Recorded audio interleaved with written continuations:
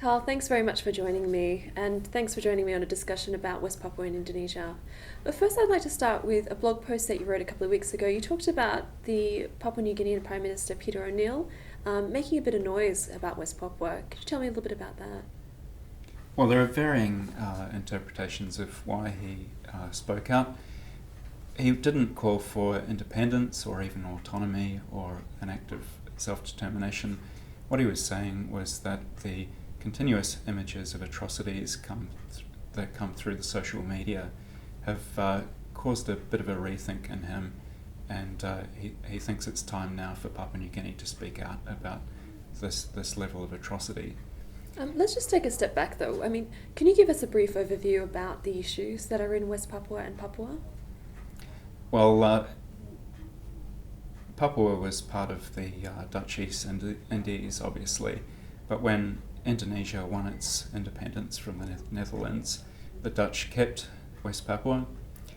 The Indonesians invaded in 1961 during a nationalistic period under Sukarno, and the Dutch weren't really up for the fight, and the UN, partly under Cold War pressure, decided to have a plebiscite on independence or not.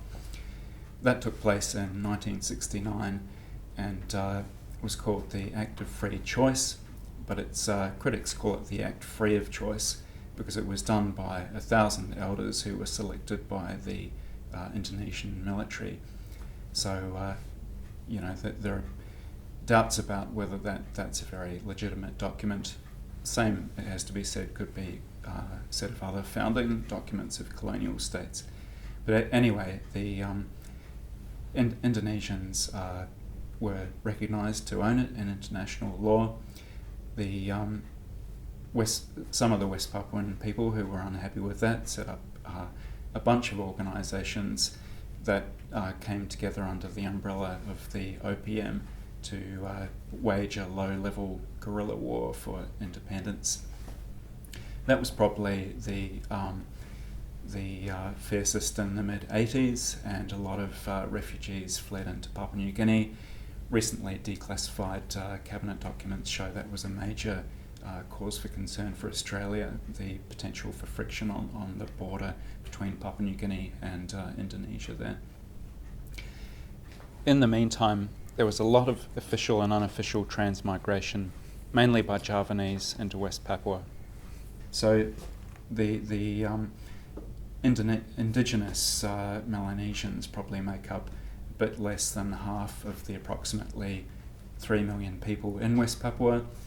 And then in 2003, President Megawati split the province into two. That was part of something that was happening across Indonesia in its democratic transition, but it's also seen as a bit of a divide and rule tactic in West Papua. Let's talk a little bit about Papua today. What are the kinds of, what can you tell us to characterise what's facing Papua and West Papua today? Fairfax's Michael Bachelard has just done an excellent expose on Papua, which shows just how complex it is. So there is a level of police and military repression that's not seen anywhere else in Indonesia today and wouldn't be acceptable anywhere else in Indonesia today. But it's not a simple story of goodies and baddies. The Melanesian Papuans who have taken these sometimes make work jobs, often don't turn up to work, aren't teaching the children, and it creates a self-sustaining dynamic of dysfunction where the indigenous Melanesians who live mainly in the rural areas rather than a couple of large cities are more and more unhappy, and it just sustains a cycle of repression and unhappiness. So coming back to O'Neill, what were his motives?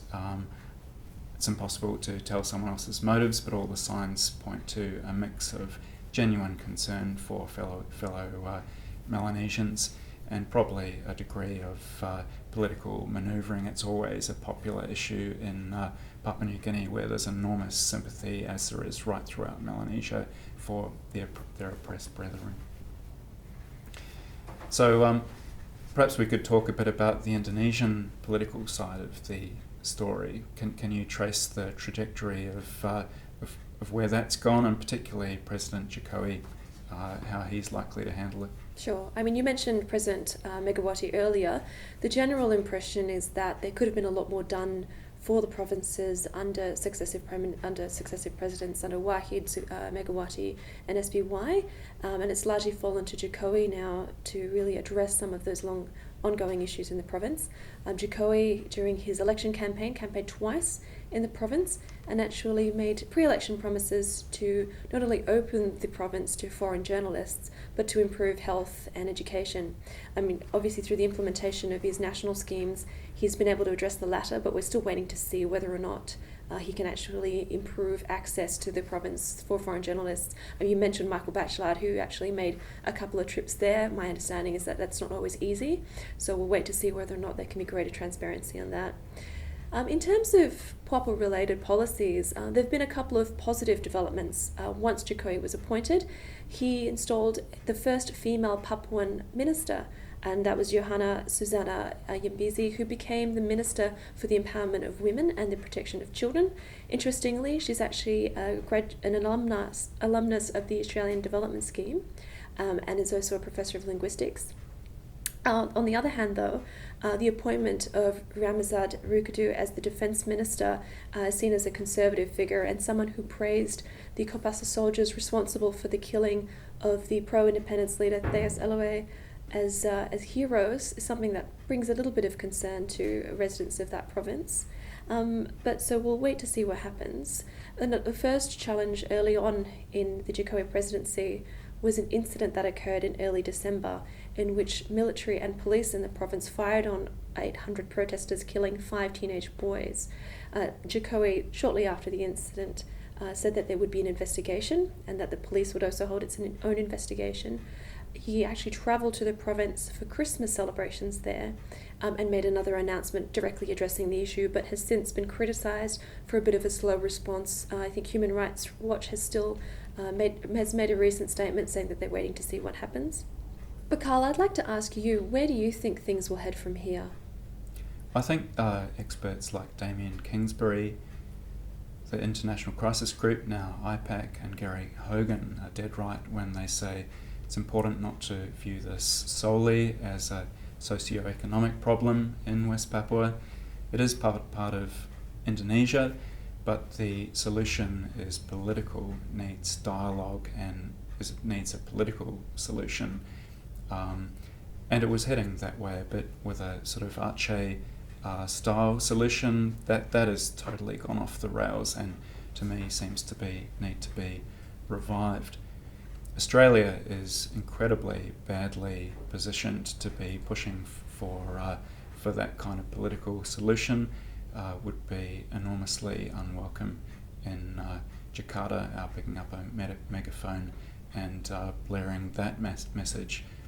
So I think the increased Melanesian sort of prodding on West Papua, even though it makes everyone uncomfortable, including Canberra, frankly, I think it's actually quite useful just to keep the political nature of this issue alive.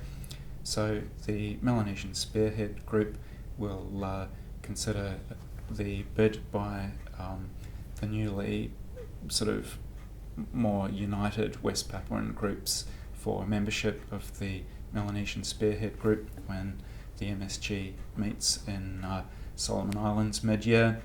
And there is a formula that Papua New Guinea and partly Fiji were able to negotiate for that to be done in conjunction with Indonesia, which is an observer of the MSG rather than against it. And then slightly later in the year, whether the Pacific Island Forum discusses West Papua or not remains to be seen. It would be unusual, but to me wouldn't necessarily be an entirely bad thing. Oh, great. Thanks very much for that, Carl. I think we'll be back in a little while to discuss what the developments have been under both President Jokowi and Prime Minister O'Neill. Thanks again. Thanks, Nat.